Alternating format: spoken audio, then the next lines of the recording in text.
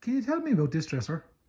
It's it came out. I think it came out of a barn or a shed that the roof had fallen on in Glenties, and I bought it of a fella a few years back, and it was covered in black mould.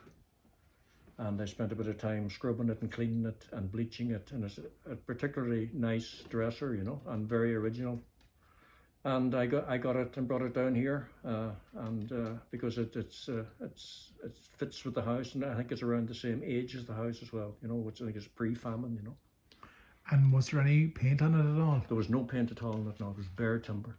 Bare timber. Bare timber, and what I noticed about it as well, there was obviously a candle or candles left on it, you know. There was no trace of paint anywhere on it, which is unusual, you know. So it was obviously sitting somewhere for a while, you know. And it wasn't one that would have been dipped or anything like that? No, it wasn't. It wasn't, definitely not, no. Definitely not. And one thing you pointed out here, and here a little lace of wood, was there? There's a little sliver of wood put over the exposed end grain. And it would have been a sliver. It's particularly delicate, you know, and I'm surprised it survived. And you can see it's more intact on the other side. And the mouldings, the side mouldings, are nicely carved, you know, all done by hand. And even the top, the crown moulding around the top there now is lovely, you know, all done by hand, you know. And your piece for your plate lad actually runs out through it. Yes. And all the little fine laths, they're all mortised and wedged and tenoned. You can see it on the side of the dresser. And go on. The backboards are original as well, you know. And the only little repair I can see on the original dresser is a small piece down above the leg where it obviously must have rotted, you know. But everything else to me looks original, you know. And that's the way you got it? Yeah. Yeah. Complete with the knob. The knob is the original knob as well, I think. And is there any bits and pieces on that belong to your own mother or father or anything like that? There's not. My wife Derval's grandparents, a lot of the delf belonged to her. That blue and white jug came out of Donegal. I found it in a field. And all the photographs, who are they belong to, lad? They're all Derval's. That's me. Like either communion or confirmation, and that's Derval's mum and Derval's granny from Portumna, Granny Tummer, she was called. And the other small one over there is Derval and her brother Richard. Children. As children, and that's me and my daughter Cora there on that side. And as you can see, Derval's a big Snoopy fan. And you got them great bottles as well, I see them there. I rescue a lot of them because I'm an oil delivery man, and I'm in around the back of houses. Yeah. And I see the likes of that there now. Was in a skip. And another place I was in, I just looked down at my feet and there was an inkwell bottle sitting there. And I went rooting around, and there was 4 of them, you know. And you know, they're just been saved. The bottles are there's one there. I think I got them at the Kiltulla Fair, you know. That's a baby's feeding bottle there. Patented baby's feeding bottle. It's a special design that air can't get into it, so the baby doesn't get wind. Yeah.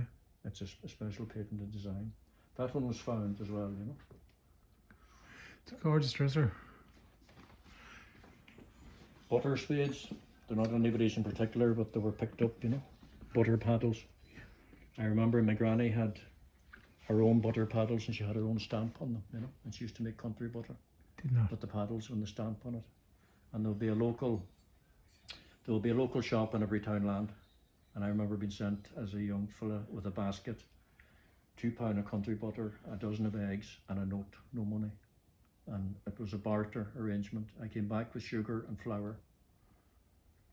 And if you were lucky, the shopkeeper would give you a penny biscuit. There was 2 types, Geary's penny biscuits. There was a square one and a round one.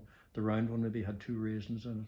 So you were hoping you would get the round one with the raisins in it. If you didn't, get the round one, you would get the square one, and you would maybe have to take a drink of water out of a drain on the way home to be that dry. Where were you reared in Donegal? Killybegs. Killybegs. But my grandparents were, on my mother's side, were Kilcar. They were small mountain farmers, and grandparents on my father's side were all fishermen from St. John's Point. My father's mother died in childbirth, 1936. There were 6 of them under the age of 7. So they were divided up among aunts. One aunt had reared 4, and another aunt 1, and another aunt 1. You know, so it was tough times. But they were all reared very well. You know. Yeah. But the mother died in childbirth. Apparently, it was common at that time. You know. My own mother as well, same crack. Yeah. And then they were reared out. Yeah. Fostered out, yeah. Some of them are reared maybe a little bit better than others, you know. Yeah. You were when I was talking to you earlier on, you were saying your grandmother had this lovely saying about looking into the fire. Yeah, we used to be. I remember there was, where my mother's mother and father were from, in Kilcar, a townland called Craughwell. That's between Killybegs and Kilcar on the coastal road, overlooking the sea. I remember the house without electricity. They were one of the last parishes to get electricity. I think they got the electric in about 1966. But I remember being in the house because if there was a baby being born, i.e. my brother or sister, whatever, you were shipped out of the road, so sent into granny's. And you'd be in there, and there would be the radio and the telly lamp and the fire. And she would always used to say that you can see any picture you want in the fire, any story in the fire, and you'd be sitting looking at it. And at that age, you will be looking in trying to see something, you know. But the telly, I remember the telly, it was a gooseneck one that went on the wall.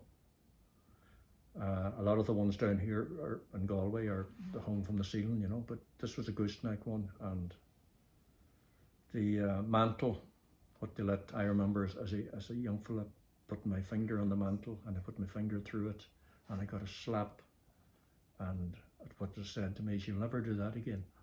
So, but there was a procedure. The yoke for lighting the telly was pressurized, and then the yoke for lighting it was dipped in methylated spirits, and it was put under the mantle, and it was lit, and then the pressure was increased until and there was a great light of it.